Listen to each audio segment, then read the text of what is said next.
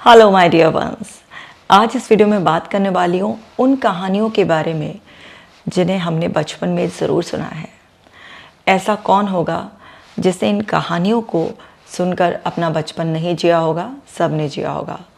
और हमें कहानियाँ सुनाई क्यों जाती थी? इसलिए सुनाई जाती थी ना, ताकि कहानियों से हम कोई मैसेज लें और फिर उस मैसेज को हम अपनी लाइफ में अप्लाई करें, अपने जीवन को बेहतर बनाएं।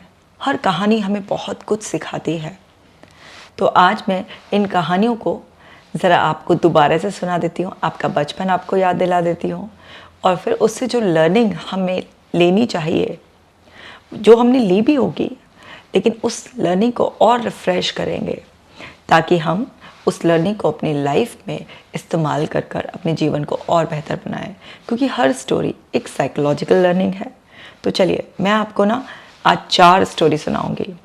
पहली स्टोरी सुनाती हूँ। आपने ज़रूर एक प्यासे कौवे की कहानी सुनी होगी, है ना? एक बार एक कौवा उड़ता हुआ जा रहा था, उसको प्यास लगी। अब वो पानी की तलाश में इधर उधर देखता है कि कहीं पर उसे पानी नज़र आ जाए, वो पानी पिए और अपनी प्यास बुझाए।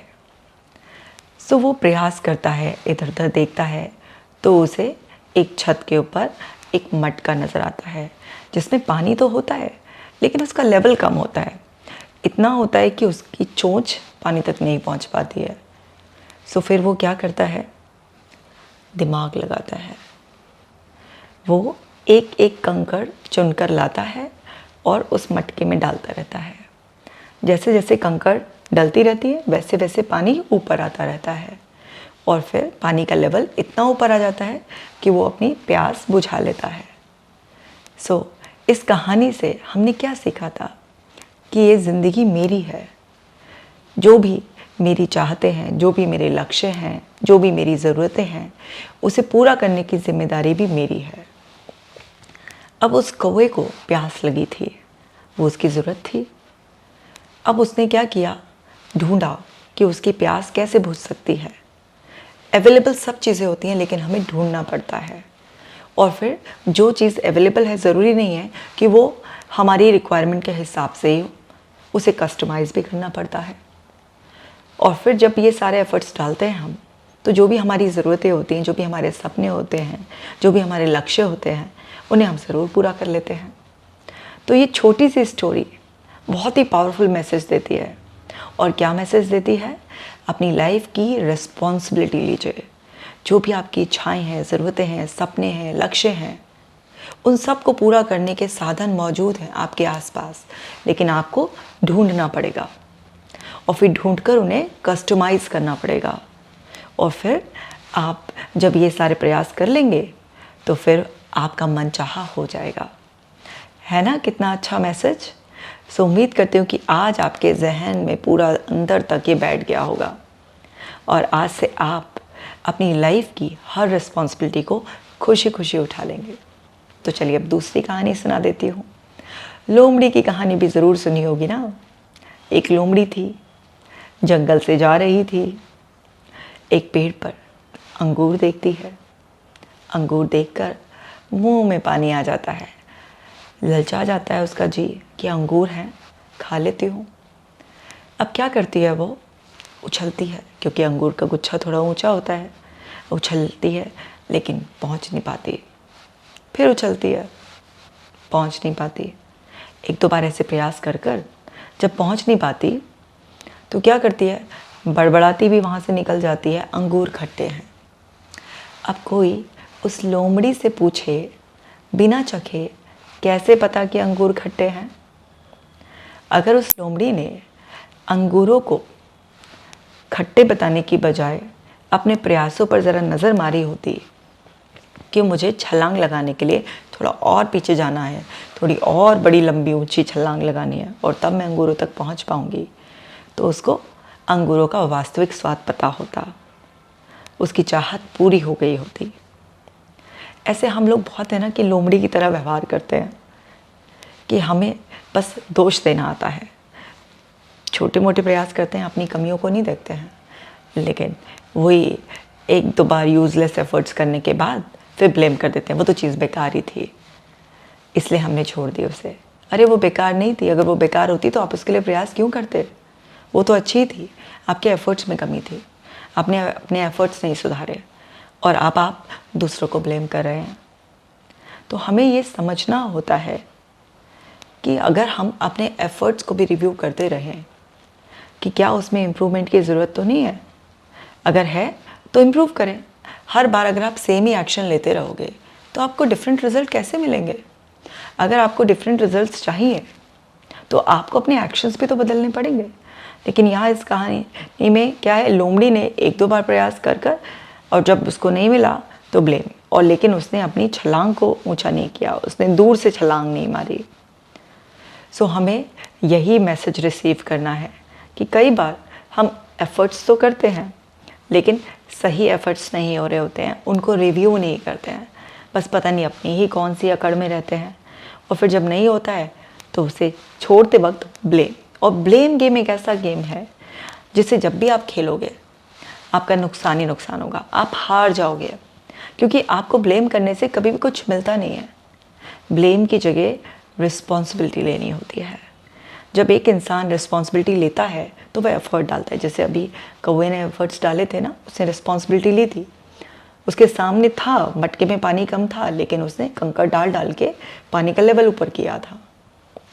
तो ऐसे ही इसका मन कर रहा था लोमड़ी का कि अंगूर खाए, और अंगूर ऊंचे थे तो एफर्ट डालने चाहिए थे ना, बदल बदल कर एफर्ट डालने चाहिए थे, लेकिन ब्लेम कर दिया। आप में से किसी ने भी अगर लाइफ में कभी भी किसी भी सिचुएशन में ब्लेम किया होगा तो आपको पता होगा आप जितना दुखी उस वक्त थे उससे कई गुना दुखी हो गए होंगे, और ब्लेम करने से कोई रिजल्ट हासिल नहीं हुआ। चाहे आप किसी परिस्थिति को ब्लेम कर रहे हो, चाहे किसी पर्सन को ब्लेम कर रहे हो, ब्लेम करने से कभी भी चीज़ें आपके फेवर में नहीं होती हैं, सिर्फ वो चीज़ें और आपसे दूर चली जाती हैं। इसलिए हमें हर कहानी से सीखना है। तो अभी तक हमने 2 बातें सीख ली हैं, रिस्पॉन्सिबिलिटी लेना क्योंकि आपकी ज़िंदगी है, और दूसरा ब्लेम करने से बचना, अपने एफ़र्ट्स को चेंज करना, और जो आपने चाहा है उसे पूरा करने के लिए पूरी शिद्दत से हर प्रयास करना, और बदल बदल कर ट्राई करते रहना कि आपके लिए क्या कर रहा है, अपनी लिमिट्स को स्ट्रेच करना। तो चलिए अब तीसरी कहानी सुनाती हूँ। खरगोश और कछुए की कहानी भी ऐसा कौन है जिसने नहीं सुनी होगी। कहते हैं ना, हर बच्चा ये सब कहानियाँ सुनकर बड़ा होता है। सो वहाँ क्या था कि खरगोश तेज़ दौड़ने वाला और कछुआ धीमे धीमे चलने वाला। अब खरगोश और कछुए की जब रेस होती है तो खरगोश तो तेज़ी से आगे निकल जाता है, लेकिन ओवर कॉन्फिडेंस में आ जाता है। थोड़ी देर सुस्ता लेता हूँ, अभी तो कछुए को आने में बहुत टाइम लगेगा, थोड़ा ज़रा पलक झपक लेता हूँ।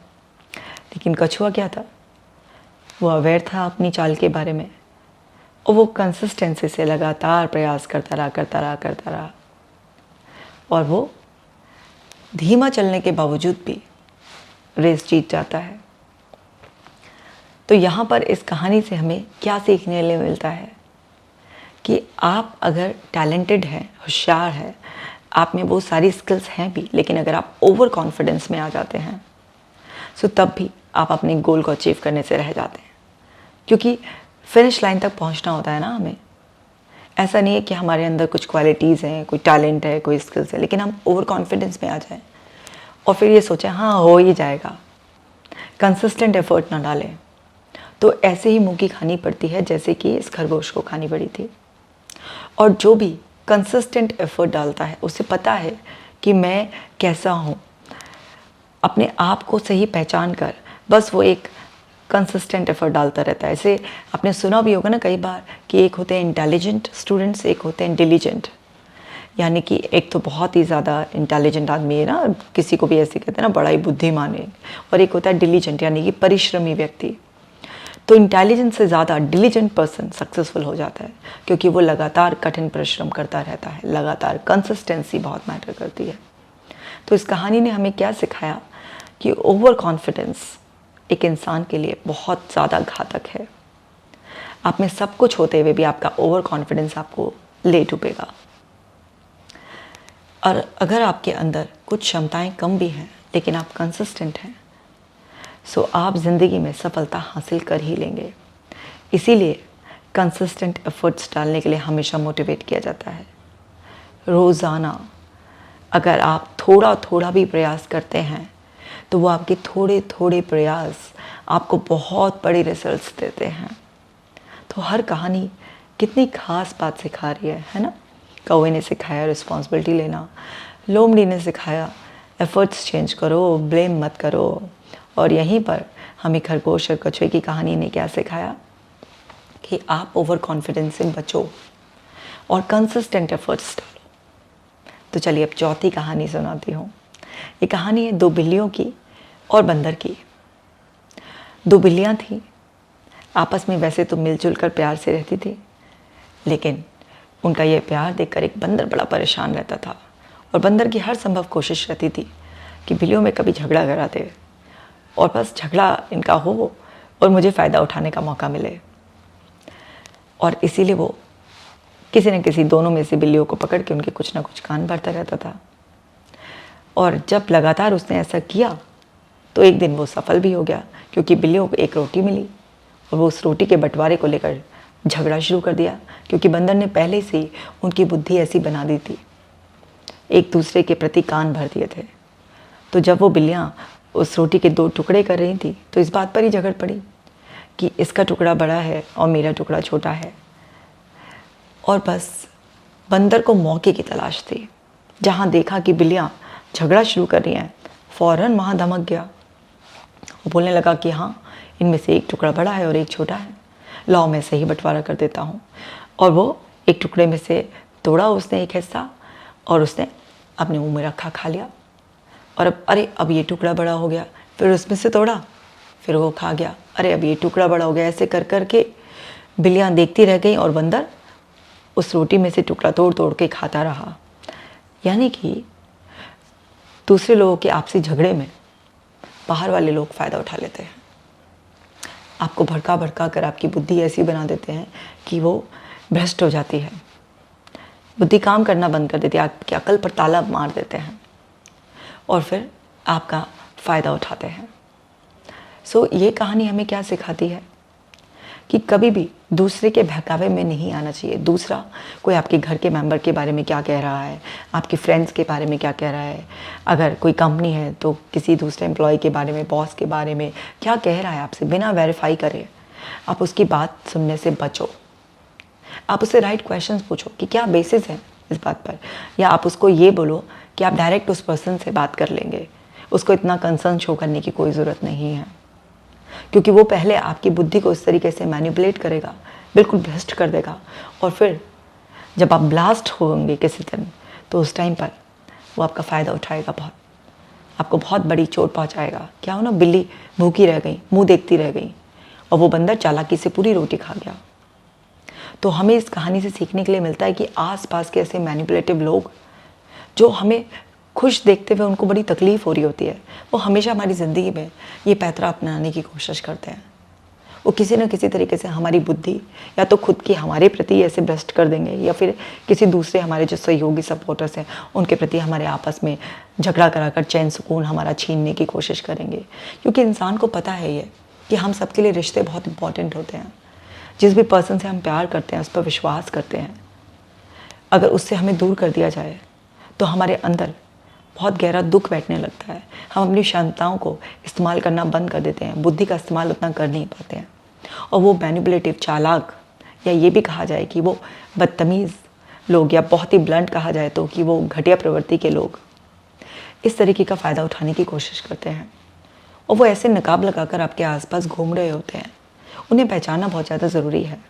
और आप तो जानते ही हैं पहले से ऐसे मैनिपुलेटिव लोग जो आपके साथ मुंह पर कुछ और अच्छा बनते हैं और पीछे से कुछ और होते हैं, उनके ऊपर मैंने ऑलरेडी काफ़ी सारी वीडियोस बनाई हुई हैं आपको अवेयर करने के लिए। तो उन वीडियोस को आपने देखा है, सीखा है, बहुत अच्छा है। और अभी भी रह गई हैं वो वीडियोस देखने से, तो जल्दी से उन्हें देख लें, क्योंकि ऐसा बहुत हो रहा है आजकल। लोग आपके करीब आने के लिए ये पैतरा बहुत अपनाते हैं कि आपके अपनों के प्रति आपको धीरे धीरे दूर करने लग जाते हैं और फिर तमाशा देखते हैं, आपका फ़ायदा उठाते हैं। सो देखिए, ये कहानियाँ हमें कितना कुछ सिखाती हैं। बचपन में हमें इसीलिए सुनाई जाती हैं ये कहानियाँ, ताकि हमारी फाउंडेशन में ही ये सारी लर्निंग आ जाए। तो इस चौथी कहानी से हमने क्या सीखा कि कभी भी दूसरों की बातों में आकर अपने किसी पर्सन के बारे में कोई भी गलत परसेप्शन बनाने से हमें बचना चाहिए। दूसरों को एडवांटेज लेने का मौका हम खुद ही देते हैं, और जब वो हमारी इस तरीके से बुद्धि भ्रष्ट कर देते हैं तो हम अपने इम्पॉर्टेंट रिलेशंस को खोने लग जाते हैं। और हमारी लाइफ के 3 मेन पिलर होते हैं, हेल्थ, वेल्थ और रिलेशन। ये तीनों आपस में इतना इंटरकनेक्टेड होते हैं कि अगर आपके रिलेशन बिगड़े तो उसका इफ़ेक्ट आपकी हेल्थ पर भी आता है, आपकी हेल्थ रिलेशन बिगड़ा वेल्थ पर भी उसका फ़र्क पड़ता है। तो इसलिए हमें ऐसे मैनिपुलेटिव लोगों से बचना चाहिए, क्योंकि वो हमें कुछ करने लायक छोड़ते नहीं हैं। तो मैंने आपको 4 कहानियाँ सुनाई। सुनी हुई कहानियों को दोबारा से सुनने में बड़ा मज़ा आया होगा ना, और फिर उनसे जो हमने सीखा उस सीख को आज हम अपने अंदर गहराइयों में उतार लें और उनका सही इस्तेमाल करना शुरू करें। आगे भी वीडियोस में इस तरीके की और बहुत सारी कहानियाँ सुनाती रहूँगी आपको, लेकिन अभी इस वीडियो के लिए इतना ही। इन चारों कहानियों को अपने जहन में उतार कर अपने जीवन को बेहतर बनाइए। अपना खास ख्याल रखिएगा। मैं मिलूँगी आपसे नेक्स्ट वीडियो में।